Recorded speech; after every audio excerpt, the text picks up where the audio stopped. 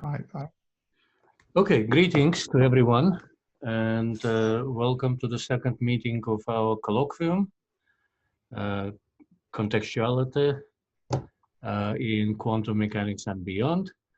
And I would remind to you that according to the tradition established by the first meeting, we do not record, and as it turns out, you cannot, because I do not know how to permit you. And if you want to ask the questions, we will have to do it after the talk is over. And you can ask it by unmuting yourself and asking your question and then muting it, muting your microphone again, or by writing your question, addressing it to the speaker or to everyone as you wish. And then after the talk, the speaker can look at it. So without further ado, our speaker today is Samson Abramsky of Oxford University, and he would talk about quantum resources, quantum advantage, and all things related to that. Okay. Samson. Thank you very much, Etty. Yes, and welcome everyone. So it's a pleasure to give this second talk in our series. So the idea was to give some introductory talk to quantum advantage. At the same time, I think the general aim of the series is that the talks will be reasonably accessible and not too technical. So I've tried to give a talk in that spirit.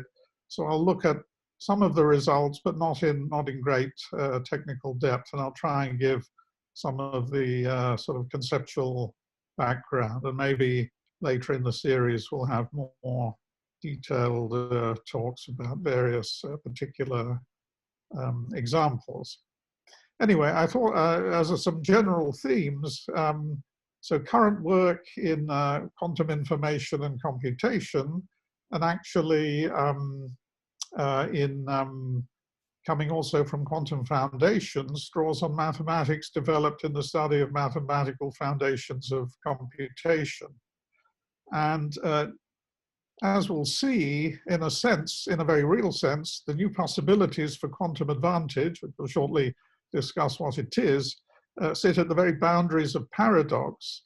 And we may think this is something, well, this is something definitely radically new and interesting, but at the same time, I just wanted to begin by recalling that actually this is not completely new from a computer science perspective, because it turns out that ideas that came from the foundations of mathematics and from things close to paradox there, the paradoxes that shook the foundations of mathematics at the beginning of the 20th century, are now very close to working tools for the programmers. I thought it might be fun to start there. So maybe some of you know the classic book by Douglas Hofstadter, I believe from Indiana, if I remember correctly, but the other place.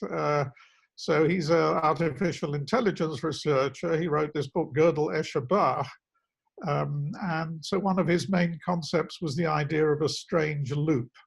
And also this, as we see in the Escher, hands drawing each other, this idea of self-referentiality and things that are clearly of at least a quasi-paradoxical nature. And this has been very much part of the development of ideas in computation. I mean, there's the famous slogan, it's not a bug, it's a feature. And in a sense, what's happening now with quantum, the sort of application of quantum physics into information technology. And so quantum technologies just to embrace the non-classical features of quantum mechanics rather than thinking of them as things to be somehow tamed or avoided. And often it's the case that we can resolve an apparent paradox by adding new values. And in some sense, this is exactly what we see in contextuality, where what would be a paradox if we had classical values only becomes something that's real, that has a real interpretation in physics, when instead of, for example, truth values, we use projectors on a Hilbert space. And this is again an echo of the way that models of this apparently paradoxical lambda calculus were found by Dana Scott and leading to a sort of huge subsequent literature. So I'm not going to go into that, of course, but I mean, I thought it was fun to, if you type in Y Combinator to Wikipedia, you get a nice Wikipedia disambiguation. And the point of this is to show how close ideas right at the foundations of mathematics are to ideas right at the leading edge of current technology. Because you can either have Y Combinator as one of the fixed point combinators in untyped lambda calculus, a very foundational topic, closely linked to Russell's paradox. But on the other hand, the Y Combinator company is a startup company accelerator in Silicon Valley, which has been called the world's most powerful startup incubator. So it's very influential. It was started by Paul Graham and his colleagues who were Lisp gurus.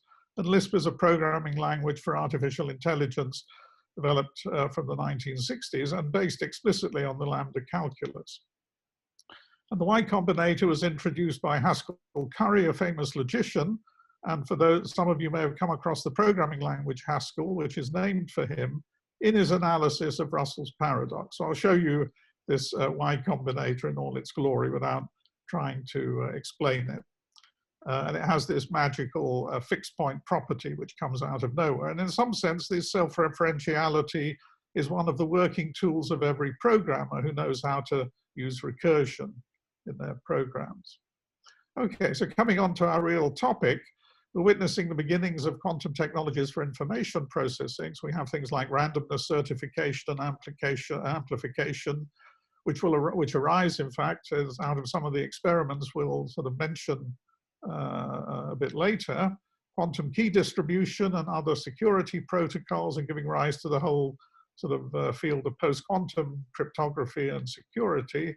Simulation of quantum chemistry, machine learning, optimization are all things that people are actively working on. I just saw an advertisement yesterday for a postdoc in quantum computer music, which seemed to me a little early, but there is apparently a project on this already, funded by one of the big UK projects in quantum computation.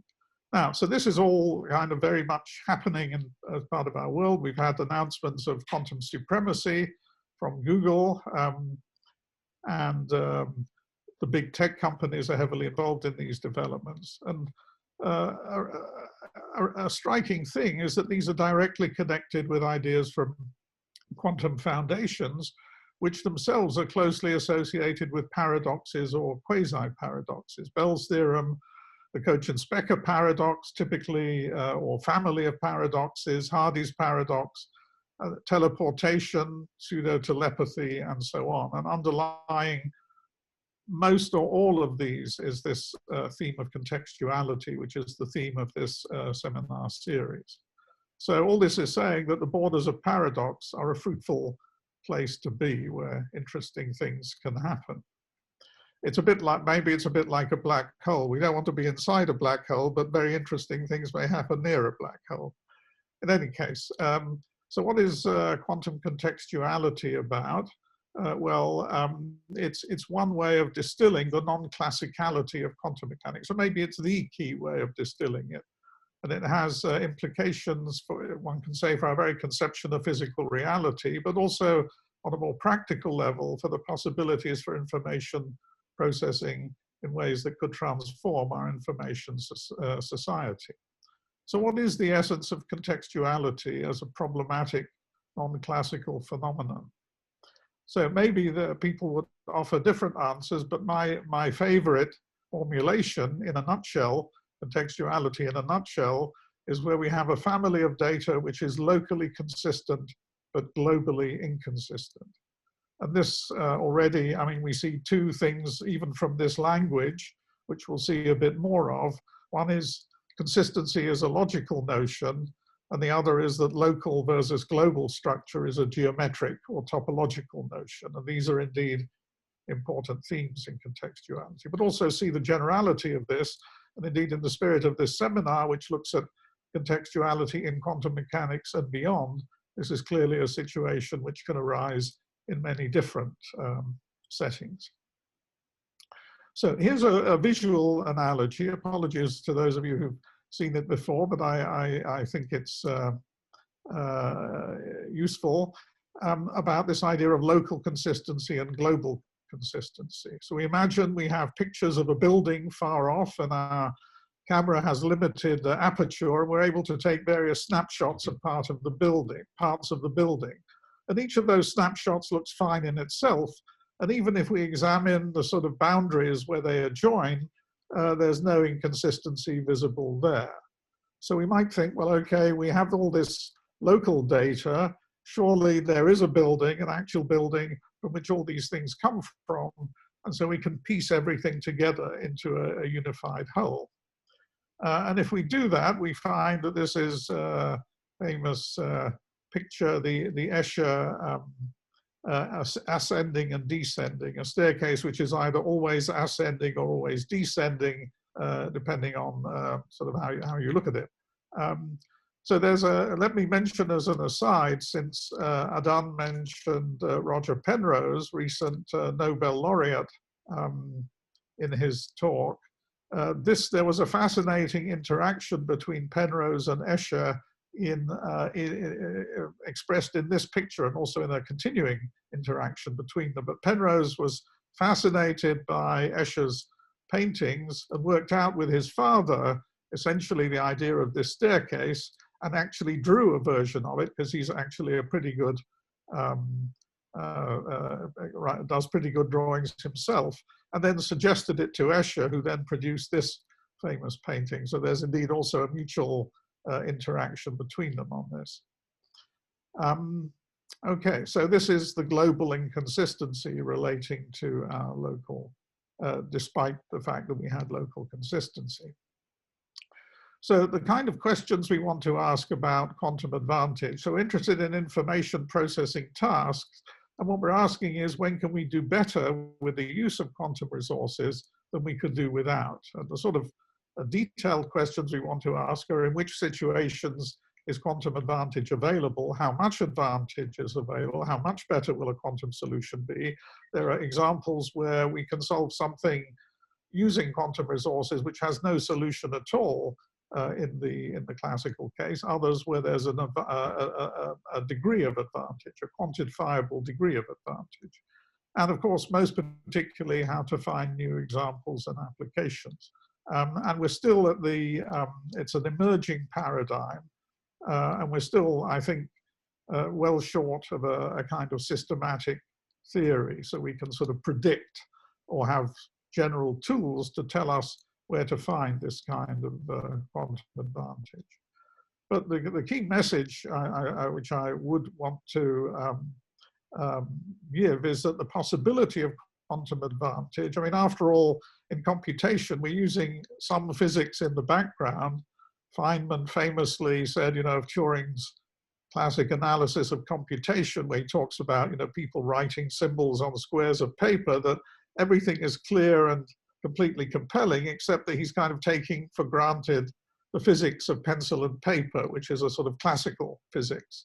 So, but the possibility of quantum advantage, because it's if we're talking about information processing, is really at the basic level of quantum theory and the kind of probabilistic structure and logical structure that arises in quantum theory.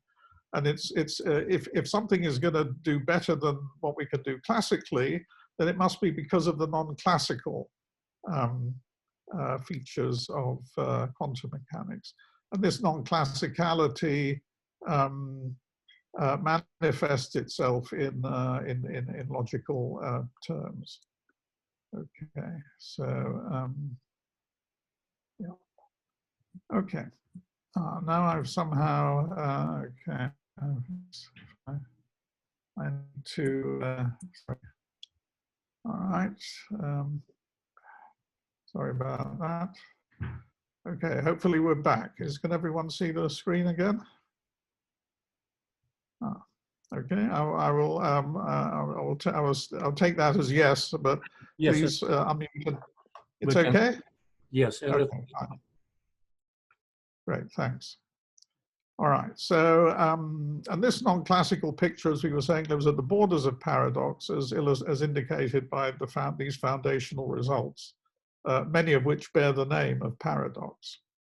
So to make a meaningful comparison, if we're talking about information processing tasks, one of the main ways we have is to talk in terms of quantum resources. So we have a problem with classical inputs and classical outputs. We're interested in the difference that can be made to what we can do in this information processing problem if we have quantum resources as compared with not having them.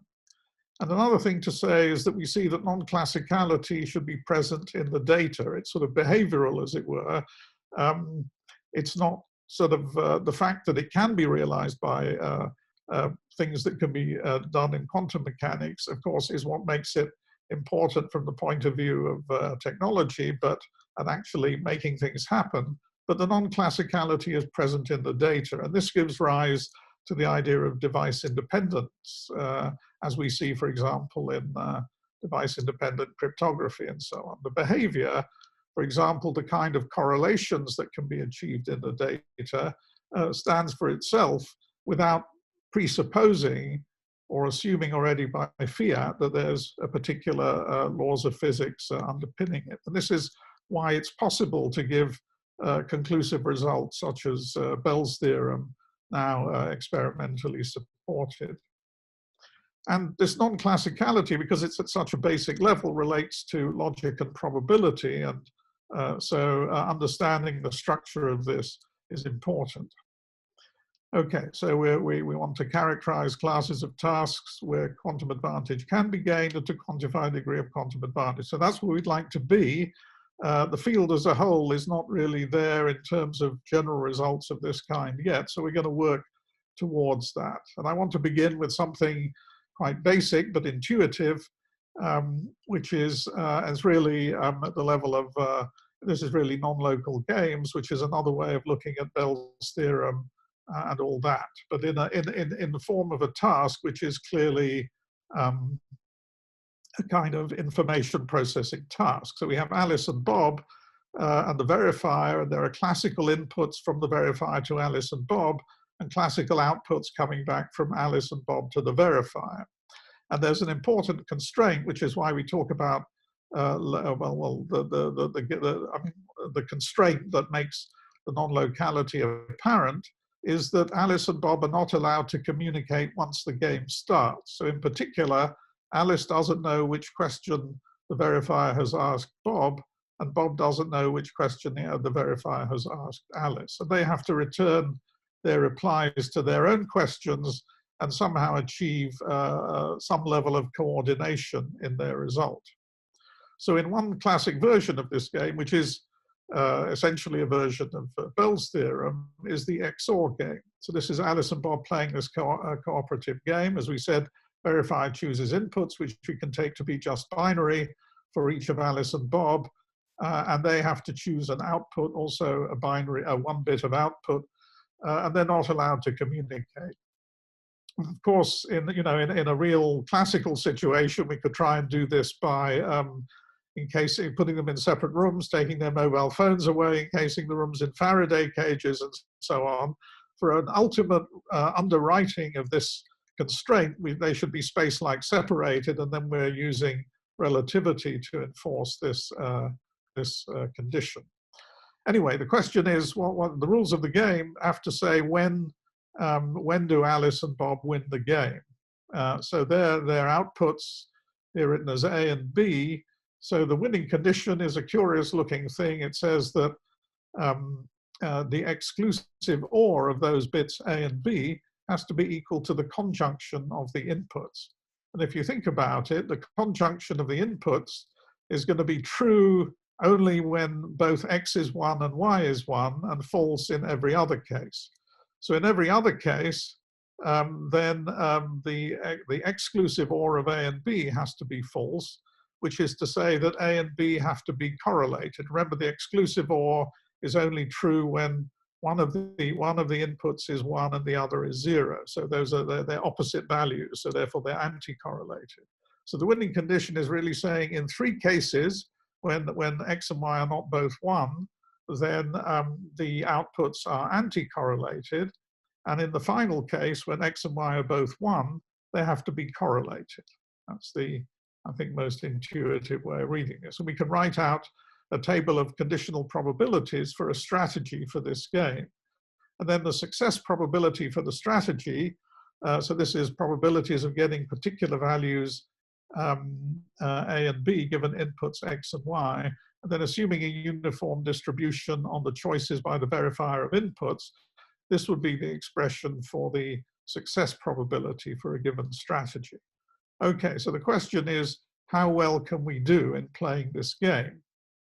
So here is a particular strategy for this game, and I call it the Bell model. It's a very famous, it's a version of a construction we can use to prove Bell's theorem.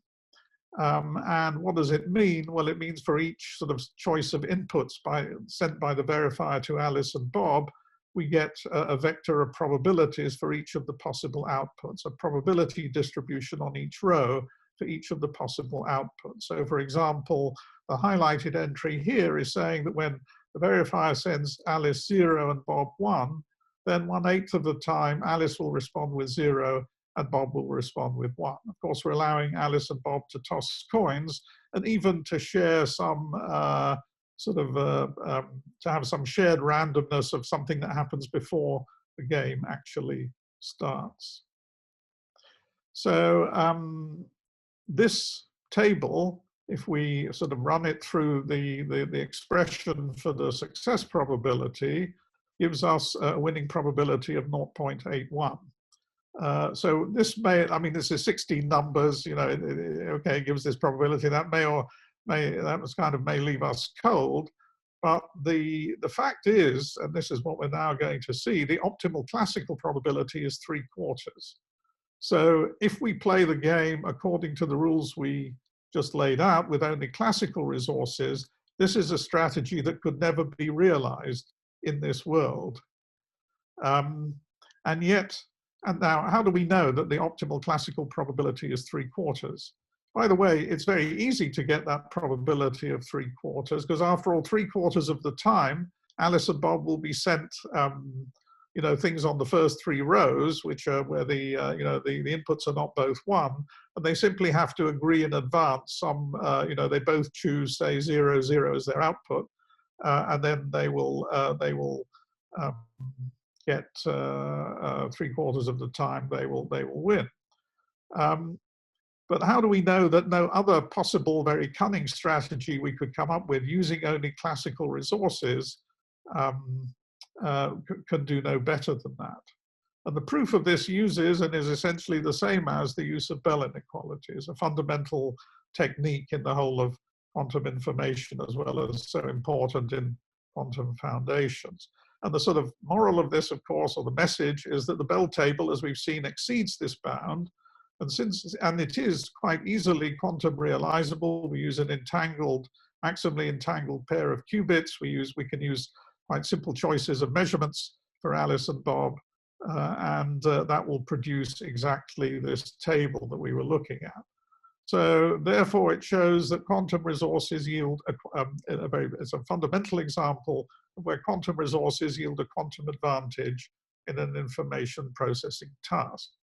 So here I want to make a small, it's not really a diversion, but I want to pick up on a theme that Adan spoke about in his talk last time, and which also featured in the following discussion. And this is the idea of, I mean, Bell's inequalities were linked by Pitofsky and others to a paper from the 1850s by George Boole, a founding father of both logic and modern logic and probability, and his idea of conditions of possible experience. And Pitofsky has a beautifully lucid summary of what the problem that Boole poses is. We're given rational numbers which indicate the relative frequency of various events. No logical, so notice logic coming in here, obtain among the events, then the only constraints imposed on these numbers is that they each be non-negative and less than 1. If, however, the events are logically interconnected, there are further equalities or inequalities that obtain among the numbers. The problem is thus to determine the numerical relations among frequencies in terms of equalities and inequalities, which are induced by a set of logical relations among the events. These inequalities are called conditions of possible experience. And Pitofsky suggests that the sort of slightly grandiose phrasing may be a bit of a sort of a hidden joke about Kantian terminology. So to be slightly more formal, what we're saying is we're given some basic events, EIs, say, and Boolean functions of these, which describe sort of more complex events. So they're just Boolean formulas, propositional formulas in those variables. And we suppose we're given a list of probabilities of all the basic events and all of these compound events, these formulas. So the question is, what numerical relationships between the probabilities can we infer from the logical relationships between the events? So it's a rather beautiful question. So I'm going to make a simple observation, which gives us a rather basic, which gives us a step towards answering this question. And by the way, I mean, most of what, I mean, the tradition is to look, not exactly to answer this question, but to look rather at more directly at the characterizing the numerical relationships. But I want to here to show that we can make a very direct answer to this kind of question. So we have, as we just said, some propositional formulas, and we assign probabilities to them, just as in the setup of Boole's question. And I'm going to make a key logical assumption. The logical assumption is that the formulas are not simultaneously satisfiable. If you prefer to think of Boolean algebra of events, subsets of some or Venn diagram, then it's saying their intersection is empty. Or if you think of formulas in logic, we're saying no assignment to the variables makes all the formulas true. So if they can't all be true, then if you have n minus one of them true, then the last one must in particular be false. So we get this implication. That's just a way of writing formally this assumption. And of course, equivalently, this says if the nth one is true, then one of the others must be false. So a very simple bit of logical manipulation. And now we can use some very simple probability indeed. The fact that probability is monotonic, the probability of a smaller event is less than or equal to the probability of a larger event. And also the subadditivity of probability. The probability of a union is less than or equal to the sum of the probabilities. There's no assumption about overlaps here. This is a much weaker and more general principle, which is interestingly sometimes referred to as Boole's inequality, and it's merely the first in a sort of more complex step of so-called Bonferroni inequalities. Anyway, that's all we're using here in this derivation.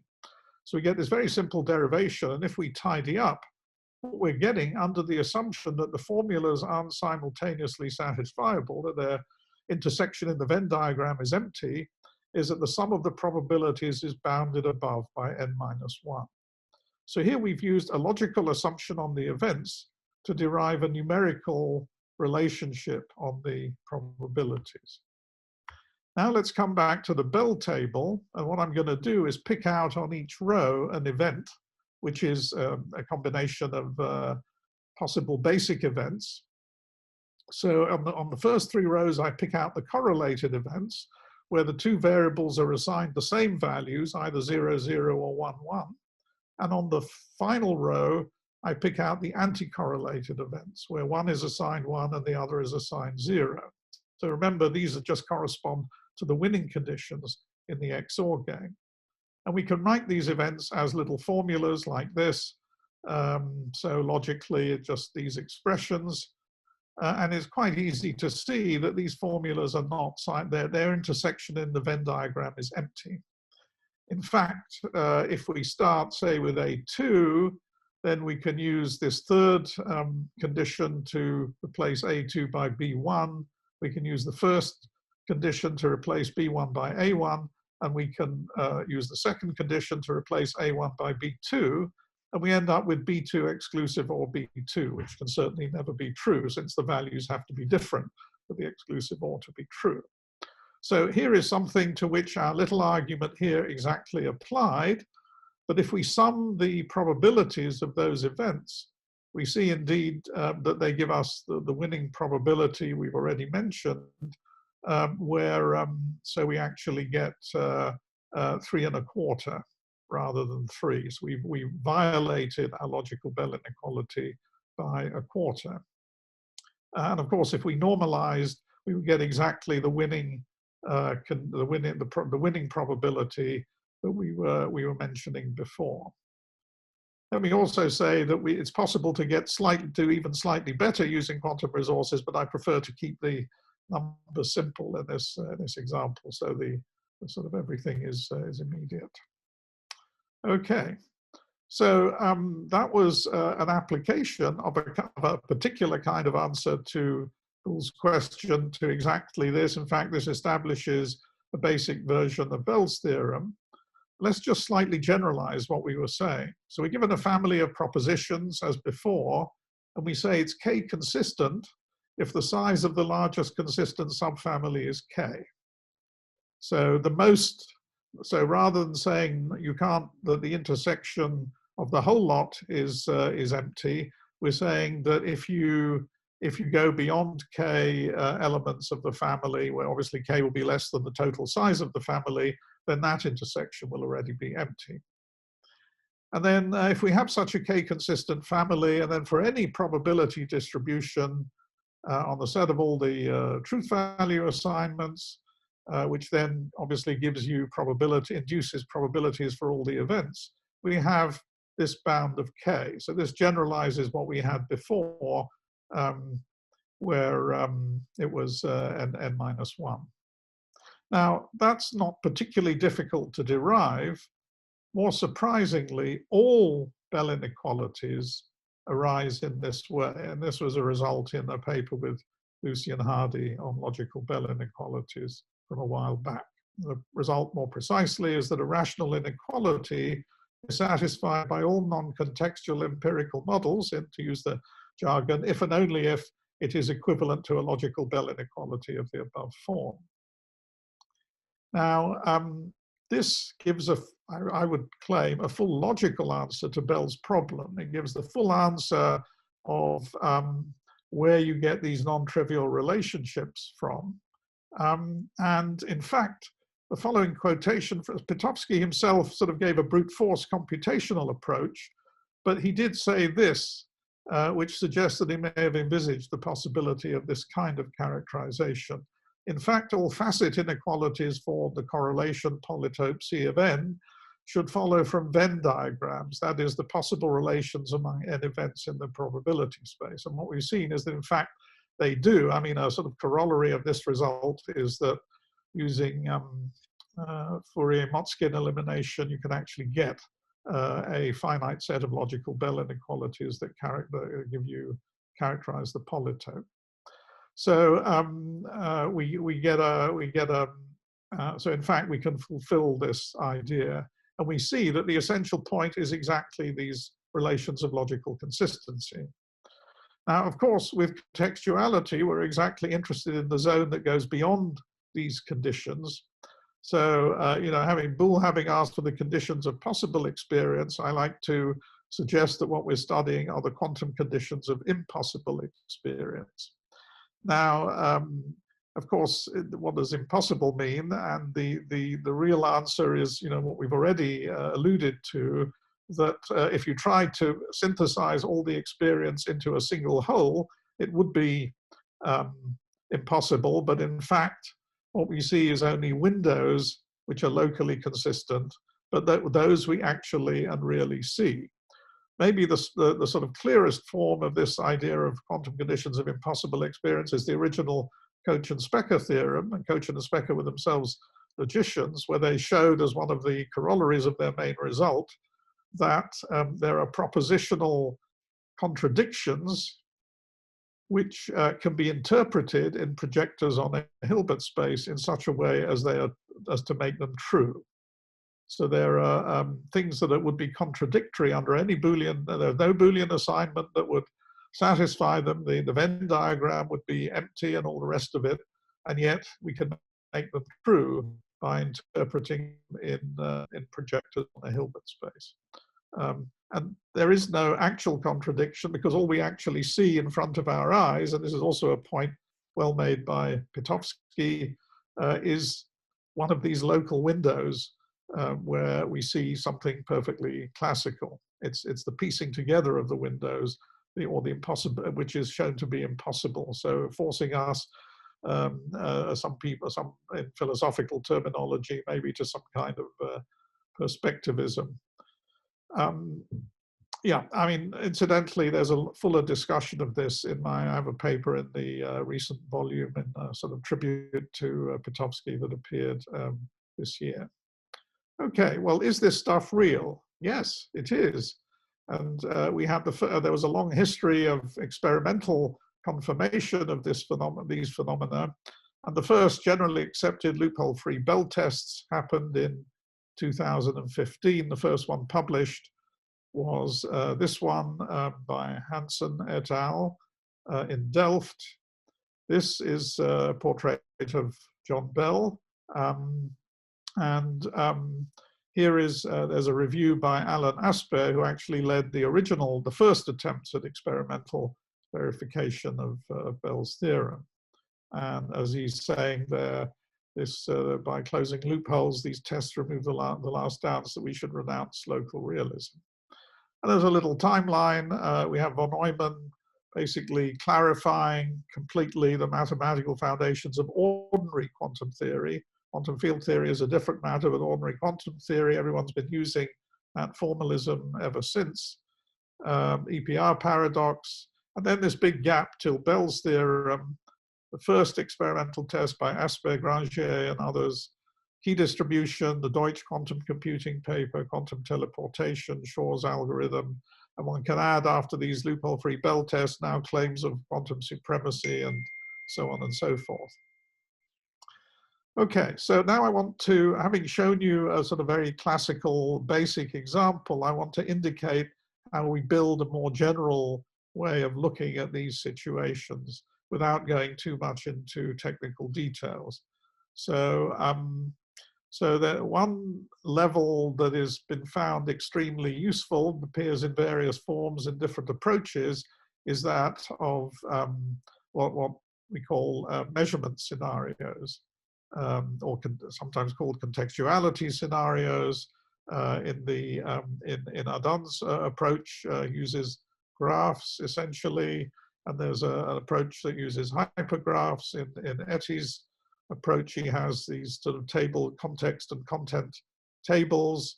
But essentially they're all getting at the same thing. So I want to talk about, and what then, this is what to a logician or a computer scientist one would talk about as the type of an experiment, not an actual experiment or not the actual statistics, but the type, the shape of it. And the key point is that not all combinations of measurements are compatible. If we could measure everything together, there would be no room, at least for the measurement version of contextuality, which is all I'll be talking about here. So I want to describe briefly a sort of hierarchy of measurement scenarios, beginning with multi-partite scenarios, which are a straightforward generalization of the Alice-Bob type of game we were just looking at. So, and here you have K inputs that we aren't saying what the statistics is. That's why there's a question mark in this box.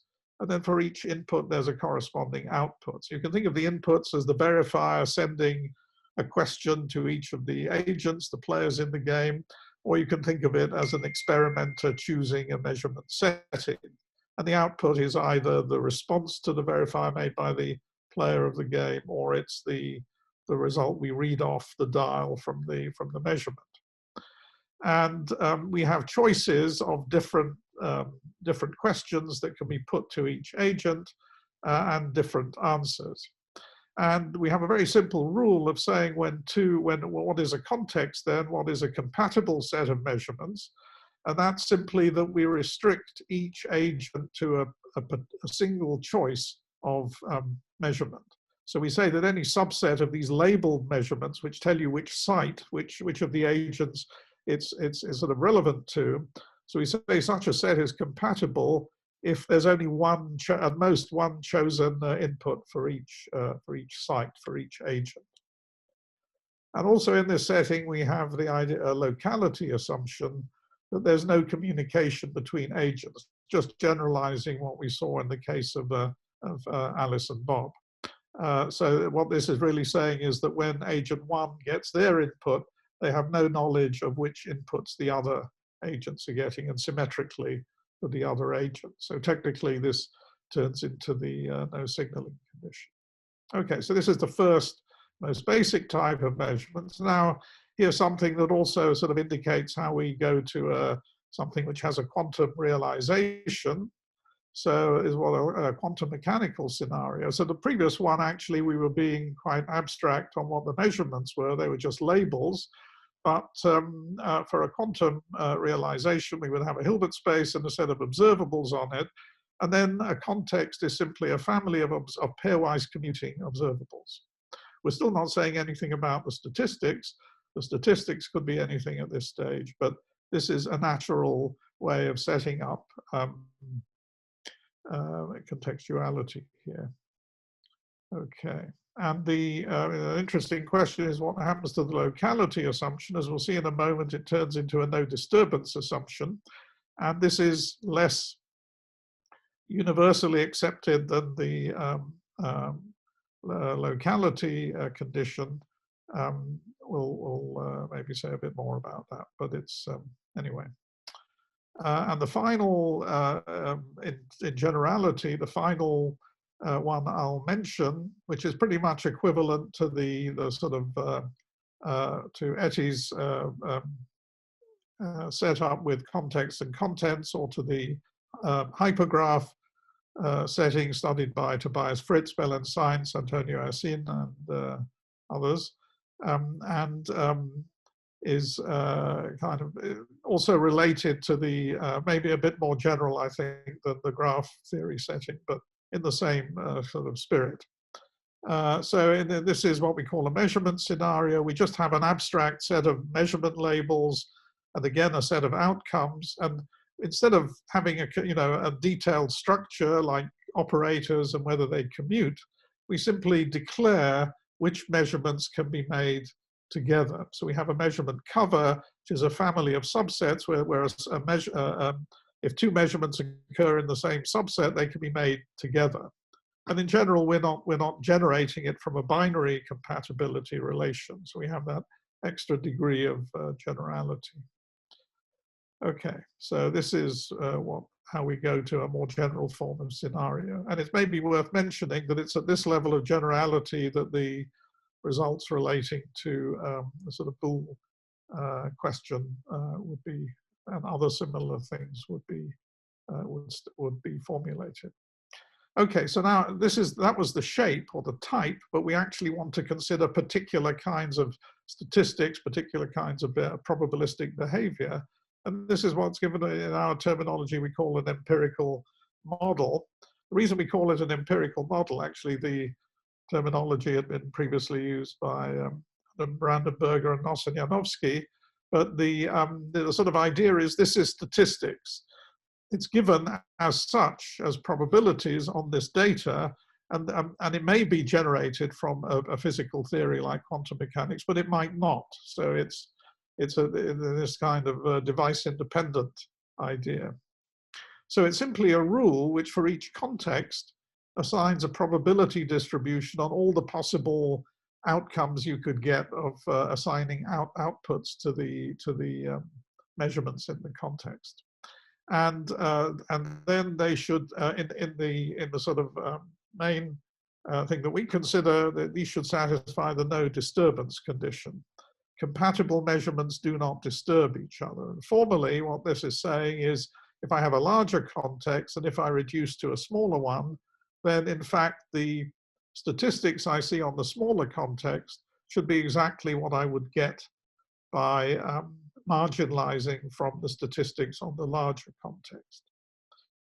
So this is a sort of probabilistic consistency condition, and this actually, if we interpret quantum scenarios in the way we were showing here, in the way we were showing here, then it would actually be a fact that property hold. Etty considers more general situations in general, and because he's interested in situations where there may be forms of signaling occurring between different measurements. But actually, in some very interesting recent work, he's been relating that to the sort of consistent, the sort of consistency constraint that we see here. Okay. And then we come to, so this is the setting in which we can discuss measurement contextuality, which is all I'll be discussing in this talk. So there, I think, a sort of important consideration is that there, certainly for us and with many interesting ramifications, is that there's a hierarchy of contextuality. It isn't an all for nothing, all or nothing notion. There are different degrees of strength of contextuality. And of course, at some point then one actually wants to quantify things. So but the basic distinction, which is interesting to make, because again, it involves this interplay between logical and probabilistic notions. So we say that the sort of most basic form, which is exactly the form we were sort of seeing with the Bell table example that we looked at previously, we say that one of these empirical models is non-contextual if there's a distribution over assignments to all the variables. Actually, I apologize, I've now switched my notation from an M to an X here, which is actually what we usually do. But anyway, those are just the labels for the measurements. So if there's an assignment of outcomes to all, if there's a probability distribution on assignments of outcomes to all the measurements, which marginalizes to yield all the observable probabilities. And this idea that you can explain everything that can be observed in terms of some sort of global distribution out there, even though you can't directly access it, is really exactly the idea of hidden variable theories. And the fact that in general there's no such thing, that you have a contextual system, is exactly what's refuting the possibility of that kind of hidden variable theory. Okay, so now I'm going to illustrate the other notions using bundle diagrams. I think bundle diagrams are a rather striking and beautiful way of representing some of the ideas here. Again, I'm going to stick to a very simple example, essentially the same example we've already been looking at, because it's easier to draw. So what's the idea of a bundle diagram? Well, the sort of scenario information is captured in the first of these pictures.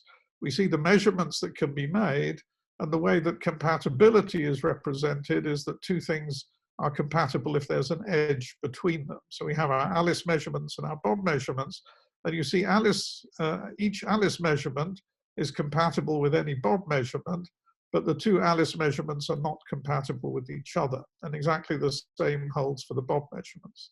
So that's our kind of base of the bundle. And above each point on the base, there's a fiber giving the possible outcomes for the measurement.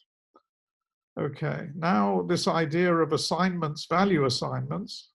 Well, we see here a value assignment in an observable way over one of the contexts, and that is drawn in this way. So we draw an edge between these values, meaning when we measure these variables, we get this event where A1 is assigned 1 and B1 is assigned 1. If we sort of put that in for an empirical model, it would be saying that this was a possible outcome of a measurement, meaning it got a probability greater than 0. And finally, here we have a global assignment. This is this idea of putting all the pieces together, and we see that geometrically or topologically, what picks out a global assignment is that we have a closed path like this, which visits which assigns a value, a unique value to every point in the base. So this particular global assignment here corresponds to this global section or global value assignment that we see here. So what is the point of putting, using this depiction? Well, it lets us kind of see rather directly and visually these additional levels in the hierarchy of contextuality, which again can be seen now not without reference to probability. So this was the point of constructions such as the famous Lucian Hardy's famous paper on the Hardy paradox, the GHZ construction, and also things like the PR box that go beyond quantum mechanics itself. So this is actually a picture of the Hardy construction, or the essential structure of the Hardy construction. And what it's telling us is that we've sort of, the reason that construction works is that only some possible events only some events, according to the statistics, are possible for each measurement context. So on each face here, only some of the edges are present, only those are possible. Now, there are certainly some of these nice closed paths that give global assignment, global value assignments. But you see, if we start with this particular local assignment, we can try and propagate it and go round, but we don't come back where we started. And if we go around the other way, of course, we also don't come back where we started. So that topological fact exactly corresponds to the usual kind of logical argument that would show the Hardy paradox. And even more strikingly, we have this, essentially the PR box, which you see is this kind of discrete version of the Möbius strip. And what's immediately obvious to the eye is that wherever you start, if you go round, you won't come back where you started.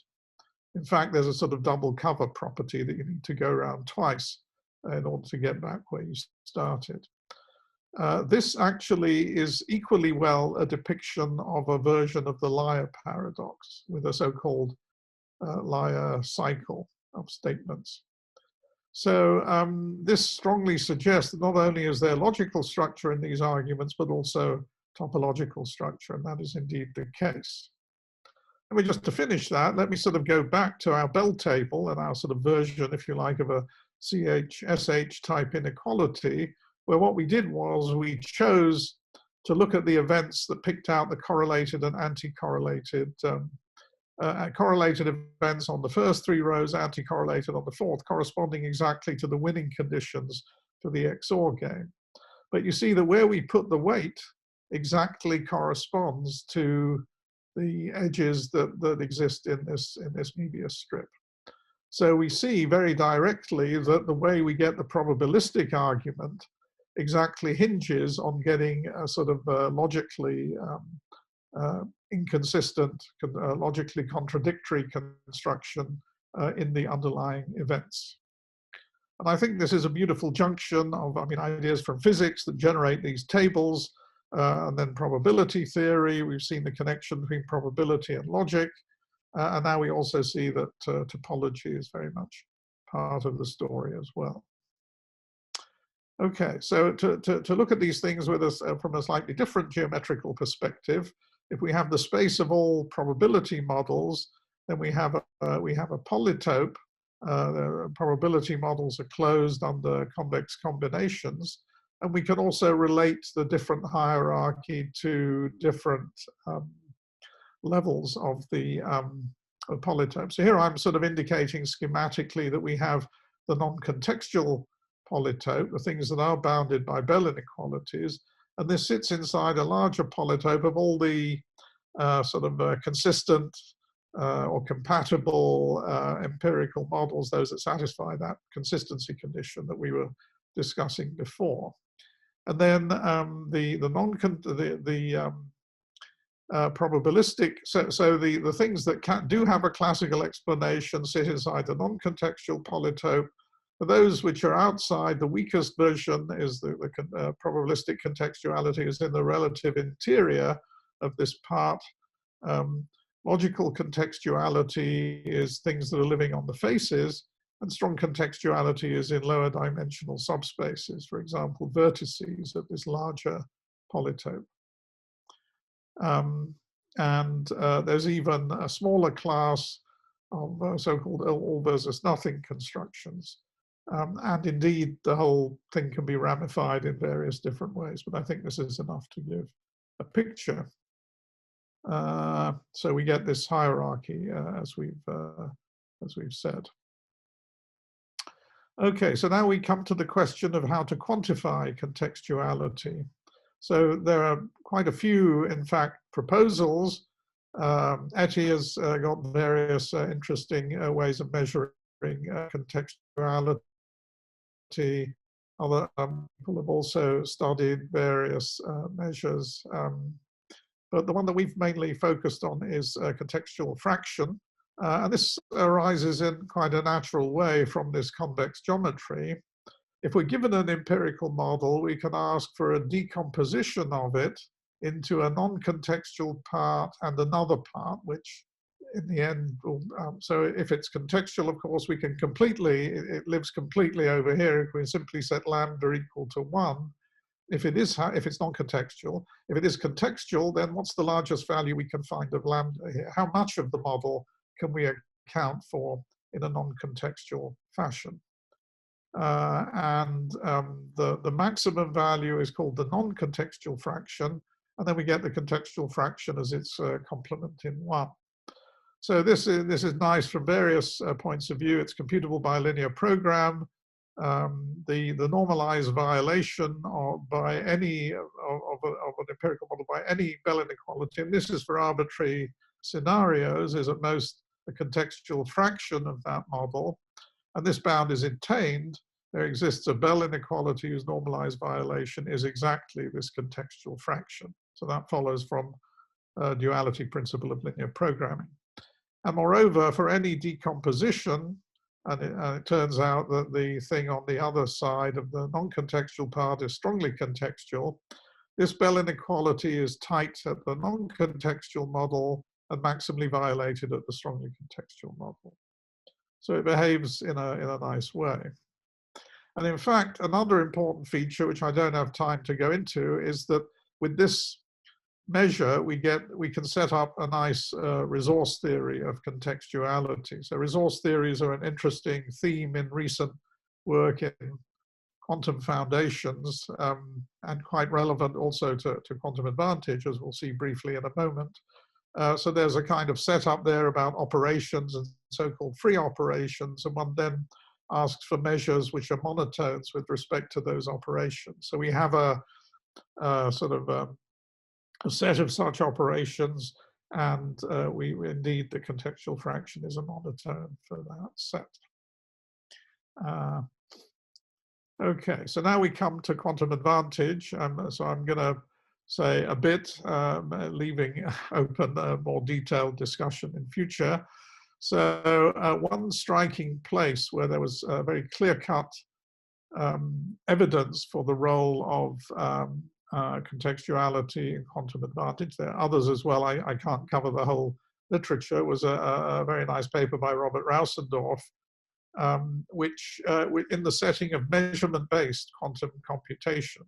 Measurement-based quantum computation is different from the circuit model, which is, as it were, the industry standard. It actually seemed to be a real industry standard. So you start with an entangled state and you perform local measurements, adaptive measurements, and that's how you do the computation. And it's provably equivalent to the circuit model. But it's a very interesting model, which in many ways is easier to relate to the whole discussion of contextuality. And what Robert showed in that paper is if we're looking at sort of perfect, about sort of computing things that would go beyond what you could compute classically. And I should explain maybe a little bit more that in that model, there's a kind of, you can think of it as a sort of, there's a hybrid classical processor because you're doing adaptive measurements, and that classical processor can be very weak. And actually, the sort of, but if you, and it's the use of the quantum resources, so this goes back to the picture we showed right at the beginning, that sort of take it up from this very weak sort of just mod 2 linear type of operations, which are very far from universally expressive, to full universality.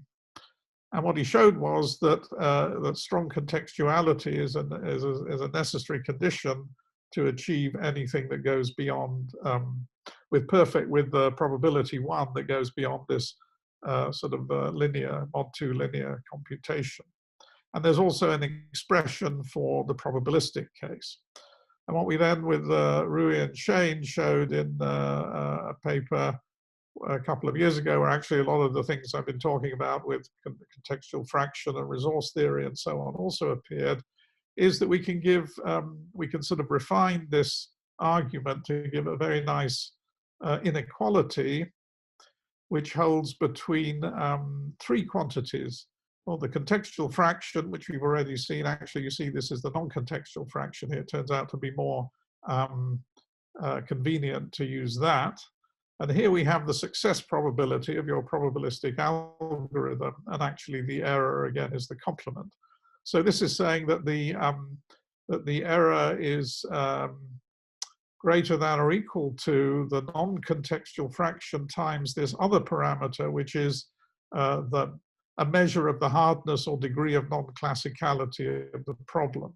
So in the case of this mod 2 computation, it's the sort of Hamming distance to the nearest linear function on the Boolean cube. So this is the quantifiable relationship that we get. Now the beautiful thing is that this relationship, with some modifying the hardness parameter, turns out also to apply to actually a growing list of other cases. So it applies also to cooperative games, a general class of cooperative games, which is also discussed in that contextual fraction paper. It applies to quantum communication complexity. And this was studied by Linda Wester in her PhD thesis. And in both those cases, the hardness here is exactly the K-consistency parameter that we discussed before when talking about logical Bell inequalities. In fact, it's not K, it's sort of n minus K over n. I mean, is the way we use that, but it's that idea of K-consistency. And a recent sort of beautiful result by Bravyi, Gossett, and Koenig that attracted a lot of interest. They showed quantum advantage in shallow circuits. What I should explain here, and the really striking thing about their result is that it's an unconditional advantage. The various results on quantum supremacy have been always conditioned on complexity theory assumptions. In some cases, very natural ones, but nevertheless, you know, as we know, although it's a magnificent house of cards, complexity theory is, in our current state of knowledge, you know, things rely on assumptions. But this is an unconditional separation. The downside is it's not a complexity class, although it is a natural circuit class.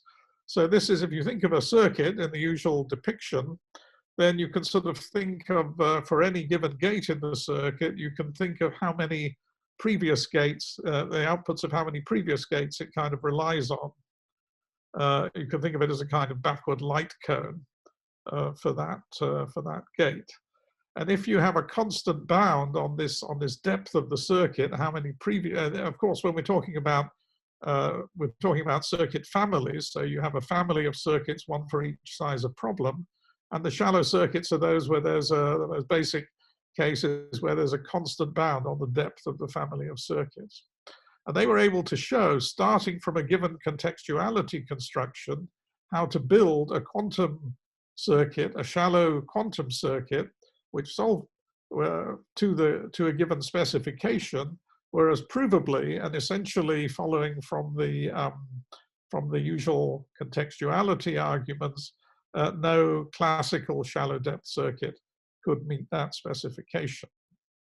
And Sivert gave a very nice analysis of this using all the Sivert Asnes, who's doing his PhD with me, using all the machinery we've been discussing, K-consistency and the contextual fraction and so on. And he's got some really nice stuff coming out. Let me just mention that he has a beautiful result, which is just not written up yet, in which he generalizes this construction to show for a whole class of contextuality arguments that you can produce for each contextuality argument in a similar fashion a shallow circuit, a quantum shallow circuit where provably there's no classical circuit. And I think this is a very nice generalization. Okay, now the sort of map of different forms of quantum advantage is quite complex. It's something I would like to sort of I would like to map it a bit more systematically than I've managed to do so. I'll just sort of briefly sketch some things here. But one way of organizing things is that we, in terms of what are called ontological models, which are essentially, I would say, the rebranding of the old invariable models. And to a first approximation, ontological models can be thought of as automata, stochastic automata, where they for each, you have some states, which is the kind of, if you like, the hidden variables or the internal state of this thing you're going to make work in the black box and replicate the quantum statistics.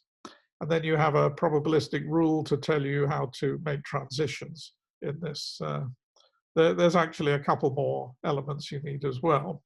In any case, in this setting, there's been some very interesting work on simulating fragments of quantum mechanics. So the task here is a classical one, namely, given a classical description of a quantum system in some fragment of quantum mechanics, produce, simulate. I mean, it's the sort of thing people write code for in quantum simulators here, a particular form. And we know that there are the sort of stabilizer formalism in particular by the well-known Gottesman-Knill theorem is sufficiently classical simulable, but there's this question of memory costs. So there's work by Adan and colleagues about classical simulation of state-independent quantum contextuality, showing essentially that there are restrictions, that you can't do with less than a certain size of lambda in order to do this simulation, which grows faster than the number of qubits. So that gives you a sort of a form of quantum advantage. And there's a nice result by Karen Jai, Wallman, and Bartlett, which again gives a general result, somewhat similar to what I was describing with Sivert's work on shallow circuits, which takes any of a class of contextuality arguments and generates a sort of form of quantum advantage on these simulations in that way. And then there's also a communication advantage. So this is sort of towards a kind of typography of different forms of advantage. So we had the non-local games that we've already seen where the restrictions are the no communication. And as we've just seen, the shallow circuits where there is some communication because previous gates, you still have some previous gates, but you're limited to how many you can have to what the depth is. And those give another sort of axis along which one can investigate quantum advantage. And of course, there are other results. It's now quite an active field. I by no means can mention everything, but a very influential result by Mark Howard, Wallman, Veitch, and Emerson. Contextuality supplies the magic for quantum computation. Again, this time adding magic states to the stabilizers to get a universal gate set and relating that to the presence of contextuality. And using something we haven't discussed in a lot of this work is Wigner negativity.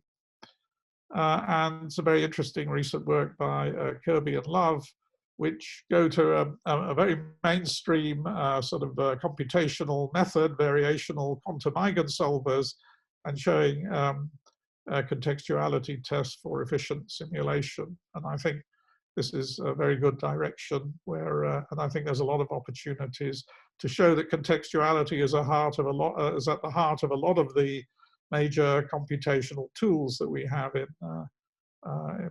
exploring quantum systems of various kinds. So what we have at the moment is a sort of a kind of spread of results, somewhat sporadic, I would say, not yet a systematic theory. So here are some things I think it would be good to have. Firstly, as I was saying, some general results. For example, of the form, every contextuality argument of some given form can be turned into an instance of quantum advantage in a given computational setting. And I think results such as the Sivert's result that I was mentioning about shallow circuits and the result by Karen Jai et al. On memory cost would be examples of this. Obviously, we'd like to classify the forms and degree, quantity of advantage that can be achieved. That's an ambitious goal, but we'd certainly like to get towards that. And in some very limited settings, we have some kind of results along those lines. And for me, there's a sort of a key question at the moment, because as I said, the circuit model is the industry standard. And at the moment, I'm not sure that I've seen a convincing answer to the question, where is contextuality in the circuit model?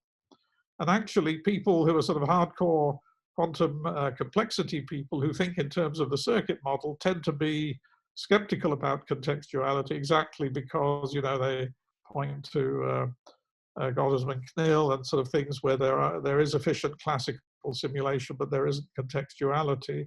But I believe we can make that connection, and I think it's an important item on the research agenda to do that. And of course, eventually then I would like to see if contextuality even plays a role in quantum computational complexity. Okay, and then just very briefly to mention, I sort of hinted at the topological approach. It can be developed much further using sophisticated tools such as cohomology to detect and characterize contextuality. So there's been, so my student Giovanni Carew, who finished his thesis a year or so ago, got some beautiful work on that. Sivat has been doing some nice work, and also I should mention the group of Robert Rausendorf and Shihano Kei, who've got some, been developing a somewhat different but related approach using cohomology to characterize and sort of go into the fine structure of contextuality. And then another thing we've been looking at with Rui Shane and Marty Karvonen is a general notion of simulation between quantum resources.